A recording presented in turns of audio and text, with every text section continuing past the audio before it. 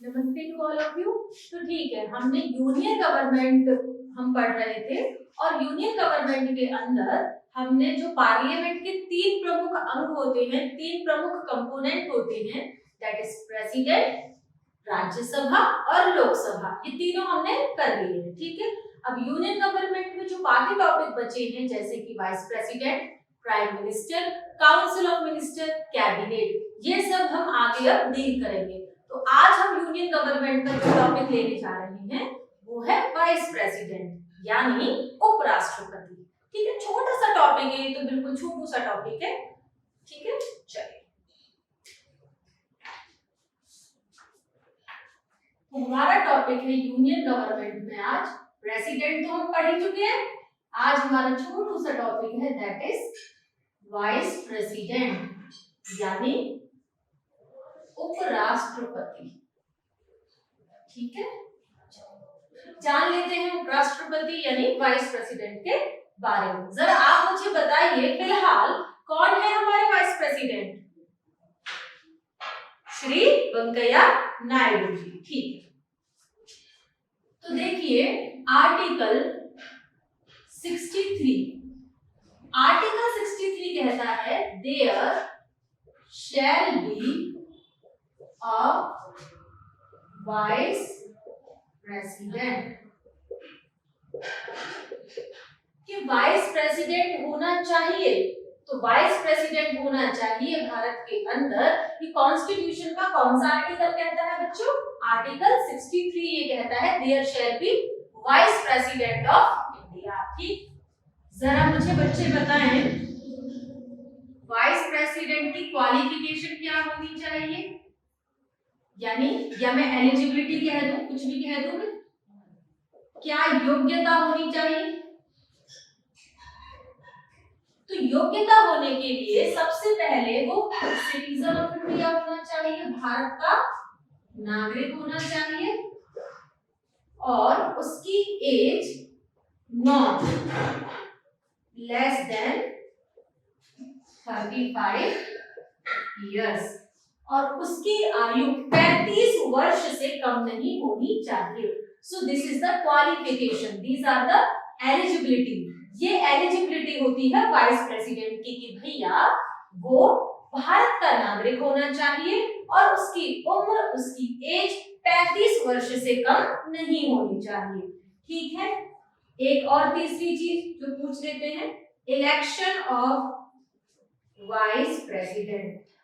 Election of vice president article 66 clause 1 में ये आता है, उतना आर्टिकल्स नहीं याद रखने आपको भी। इलेक्शन ऑफ वाइस प्रेसिडेंट, जरा बच्चे मुझे बता दें कि मैंने आपको बताया था प्रेसिडेंट के इलेक्शन के बारे में, मैंने आपको बताया था कि प्रेसिडेंट के इलेक्शन में कौन कौन पार्टिसिपेट करता है। तो मैंने उस वक्त आपको बताया था कि जो इलेक्टेड मेंबर्स होते हैं लोकसभा के और राज्यसभा के वो पार्टिसिपेट करते हैं।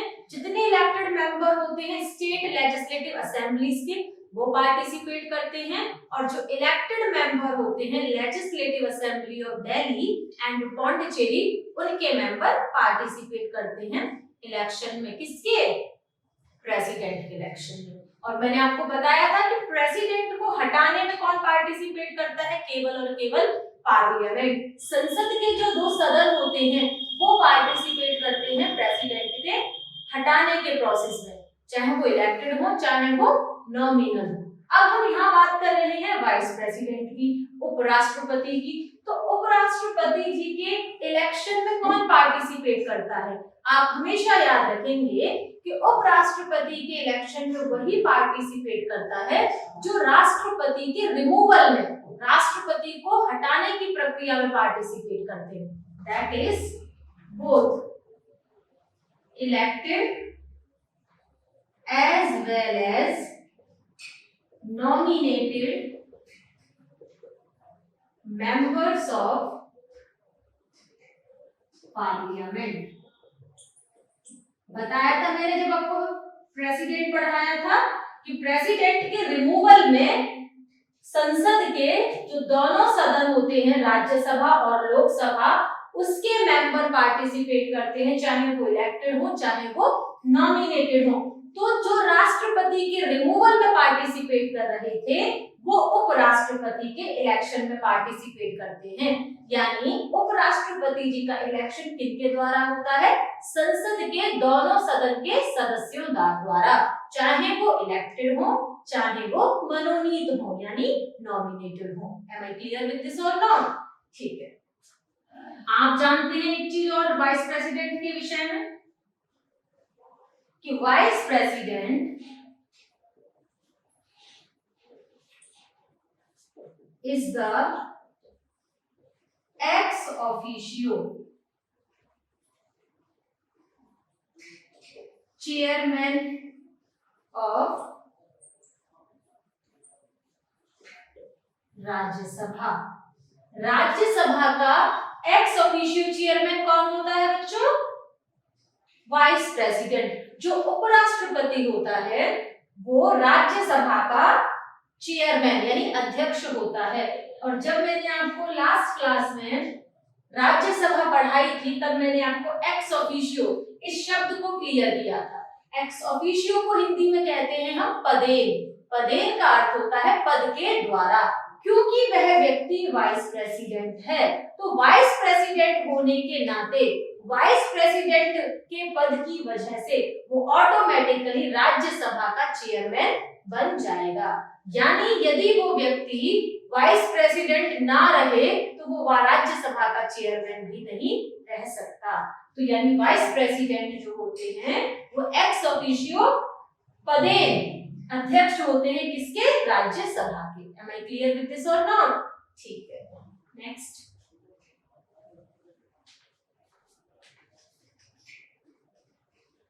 अब वाइस प्रेसिडेंट को चुना कैसे जाता है ये तो बच्चे समझ गए। अब बात आती है कि वाइस प्रेसिडेंट का रिमूवल। वाइस प्रेसिडेंट का रिमूवल आर्टिकल 67 बात करता है removal of vice president and such resolution, और ऐसा प्रस्ताव will be originated in Rajya Sabha only।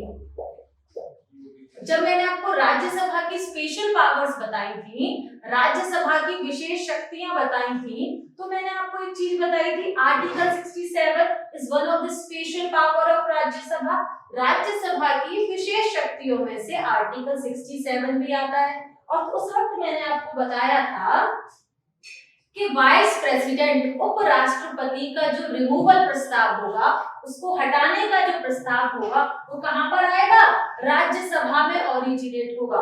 और लोकसभा ने उस पर हामी भर दी तो वाइस प्रेसिडेंट को हटा दिया जाएगा। क्लियर है? तो यानी आर्टिकल 67 जो एक विशेष पावर है किसकी? राज्यसभा की, तो वही है जो उसके वाइस प्रेसिडेंट के रिमूवल की बात करता है, आर्टिकल 67। अब बात आता है कि उपराष्ट्रपति को अपॉइंट कौन करता है? Appointed by president.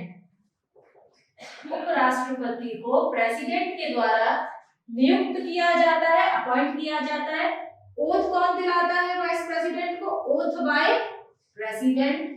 Vice president को शपथ कौन दिलाता है? प्रेसिडेंट दिलाता है। और ये वाइस प्रेसिडेंट रिजाइन किसको करता है? Resign to president. यानी वाइस प्रेसिडेंट के सारे काम कौन करवाता है? आपका राष्ट्रपति। राष्ट्रपति ही वाइस प्रेसिडेंट को नियुक्त करता है, राष्ट्रपति ही वाइस प्रेसिडेंट को ओथ दिलाता है, और राष्ट्रपति को ही वाइस प्रेसिडेंट अपना रेजिग्नेशन लेटर देता है। Am I clear to you or not with this? ठीक है, इतनी बात क्लियर है कि भैया कौन सा आर्टिकल वाइस प्रेसिडेंट के बारे में बोलता है? आर्टिकल 63 बोलता है। अच्छा, उसके बाद एक और इम्पोर्टेंट आर्टिकल आप देखेंगे यहाँ पर,